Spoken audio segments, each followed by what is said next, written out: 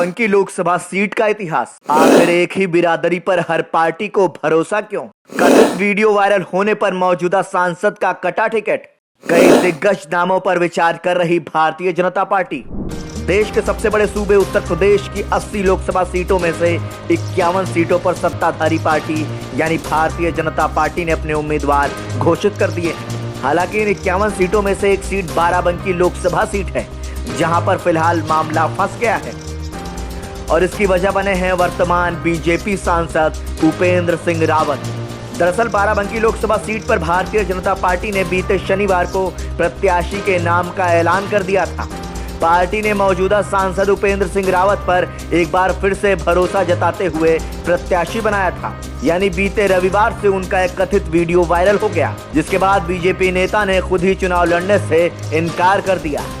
हालांकि संभावना इस बात की भी है कि बीजेपी इस बार भी रावत समाज से ही प्रत्याशी बनाएगी।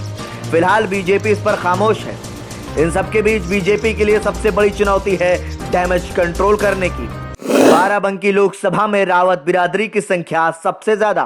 बाराबंकी अनुसूचित जाति के लिए आरक्षित लोकसभा सीट है। इस सीट पर रावत बिरादरी की संख्या सबसे ज्यादा बताई जाती है। दावा है कि यह आंकड़ा करीब 12% के आसपास है।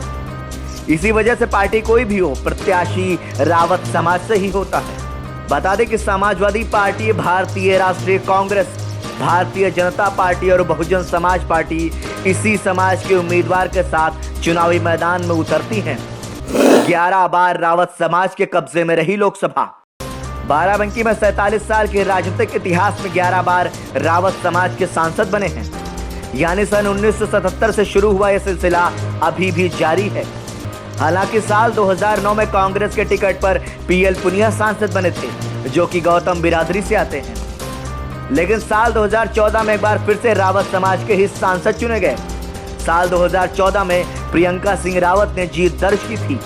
इसके बाद बीजेपी के ही उपेंद्र सिंह रावत साल 2019 में सांसद बने। बीजेपी ने फिर उन्हें प्रत्याशी बनाया था।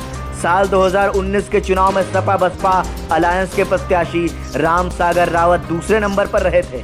वहीं कांग्रेस के टिकट पर तनुज पुनिया तीसरे स्थान पर रहे।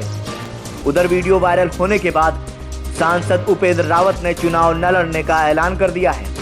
अब रावत समाज से ही कई नेता टिकट की लाइन में लग गए हैं, जिनमें पूर्व सांसद प्रियंका सिंह रावत, पूर्व सांसद और विधायक बैजनाथ रावत, भाजपा जिला पंचायत अध्यक्ष राजरानी रावत, ब्लॉक प्रमुख आरती रावत जैसे नाम शामिल हैं।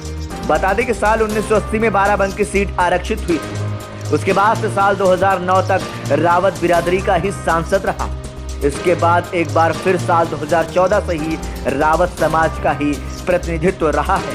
हालांकि इस सीट पर साल 2024 का चुनाव काफी दिलचस्प हो गया है।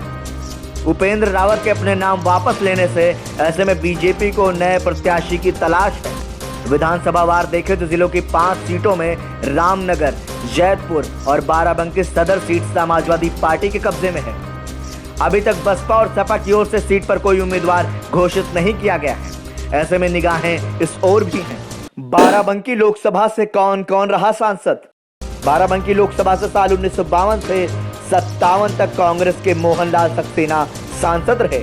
इसके बाद साल 1957 से 1971 तक राम सेवक यादव सांसद रहे और ये सिलसिला बढ़ता गया, जिसमें साल 1971 से साल 1977 तक कांग्रेस के रुद्र प्रताप सिंह, साल 1977 से साल 1984 तक राम किंकर रावत, साल 1984 से 1989 तक कमला प्रसाद रावत, साल 1989 से 1998 तक राम सागर रावत, साल 1998 से साल 1999 तक भाजपा के बैजनाथ रावत, साल 1999 से साल 2004 तक राम सागर रावत दोबारा इस लोकसभा से सांसद बने।